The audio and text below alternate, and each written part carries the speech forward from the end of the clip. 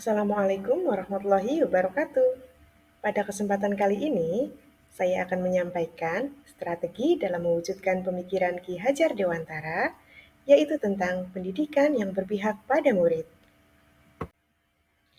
Namun sebelumnya, mari sejenak kita renungkan. Yang pertama, apakah murid kita selalu bersemangat ketika akan pergi ke sekolah? Yang kedua, apakah murid senang dan bahagia ketika berjumpa dengan kita? Yang ketiga, apakah murid belajar dengan sukacita atau justru terpaksa?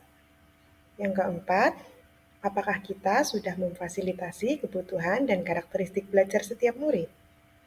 Dan yang terakhir, apakah kita sudah menyelenggarakan pendidikan yang berpihak pada murid? Lalu, bagaimana sih pendidikan yang seharusnya menurut Ki Hajar Dewantara? Salah satu pemikiran Ki Hajar Dewantara yaitu pendidikan adalah menuntun. Maksudnya, pendidikan adalah menuntun segala kodrat yang ada pada anak-anak agar mereka dapat mencapai keselamatan dan kebahagiaan yang setinggi-tingginya, baik sebagai manusia maupun sebagai anggota masyarakat. Jadi, pendidikan itu hanya suatu tuntunan di dalam hidup tumbuhnya anak. Hidup tumbuhnya anak itu terletak di luar kecakapan atau kehendak kita kaum pendidik. Selain itu, Ki Hajar Dewantara juga menyampaikan tentang kodrat alam dan kodrat zaman. Pendidikan anak sejatinya menuntut anak mencapai kekuatan kodratnya sesuai dengan alam dan zaman. Bila melihat dari kodrat zaman, pendidikan saat ini menekankan pada kemampuan anak untuk memiliki keterampilan abad 21. Sedangkan dalam memaknai kodrat alam terkait dengan konteks lokal sosial budaya murid. Berikutnya adalah trilogi pendidikan. Trilogi pendidikan sering diartikan sebagai fungsi pendidik yang mencakup tiga hal berikut. Yang pertama, ingarso sung tulodo, artinya yang di depan memberi teladan.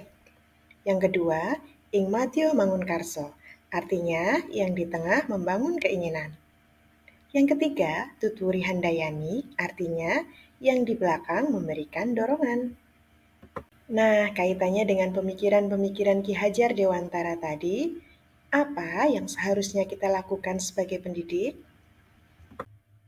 Sebagai pendidik harus menyelenggarakan pendidikan yang berpihak kepada murid, menyelenggarakan pendidikan yang sesuai dengan kodrat alam dan kodrat zaman di mana murid berada, memberikan teladan, inspirasi dan semangat, serta dorongan agar murid mencapai potensi optimalnya. Lalu, bagaimana implementasinya di sekolah?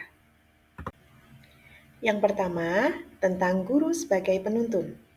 Dalam kegiatan pembelajaran, guru berperan sebagai fasilitator pembelajaran yang memfasilitasi segala kebutuhan belajar sesuai dengan karakteristik dan kodrat murid.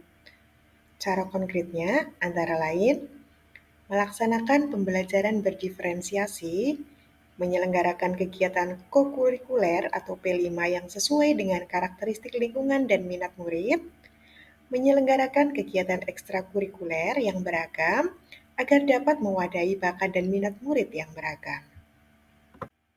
Nah, berikut adalah dokumentasi kegiatan yang terkait dengan fungsi guru sebagai penuntun.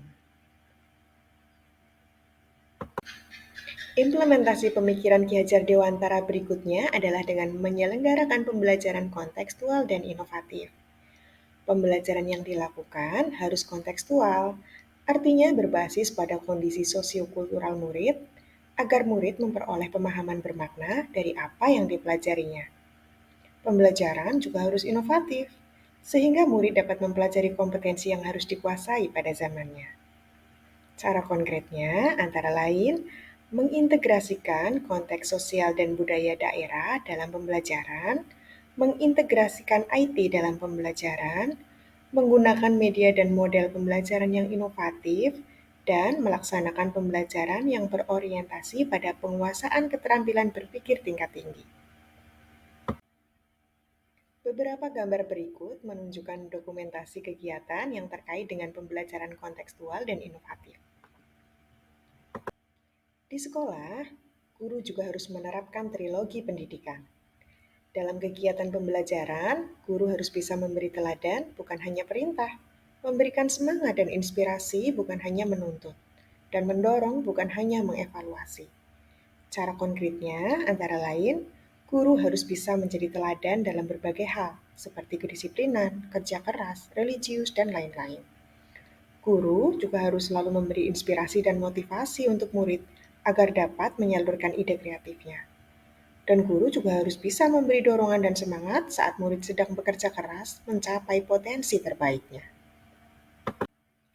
Berikut adalah beberapa dokumentasi kegiatan yang terkait dengan menerapkan trilogi pendidikan di sekolah. Dalam menerapkan pemikiran-pemikiran Ki Hajar Dewantara dan menyelenggarakan pendidikan yang berbasis pada murid, tentu tidak berlangsung tanpa tantangan. Berikut adalah tantangan-tantangan yang dihadapi. Antara lain, yang pertama, guru belum memahami cara mendiagnosis kebutuhan belajar setiap murid, sehingga memberikan perlakuan yang sama terhadap kebutuhan belajar yang berbeda. Yang kedua, guru belum memahami cara memberikan diferensiasi yang tepat pada setiap kebutuhan belajar murid yang berbeda. Berikut adalah solusi dari setiap tantangan tadi. Yang pertama, pelatihan bagi guru tentang pembelajaran yang berpihak pada murid, beserta cara mendiagnosis kebutuhan belajarnya dan cara memfasilitasinya. Yang kedua, mengaktifkan forum diskusi guru untuk saling berbagi tips dan pengalaman tentang pembelajaran yang berpihak pada murid.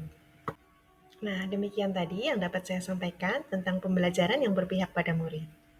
Terima kasih. Wassalamualaikum warahmatullahi wabarakatuh.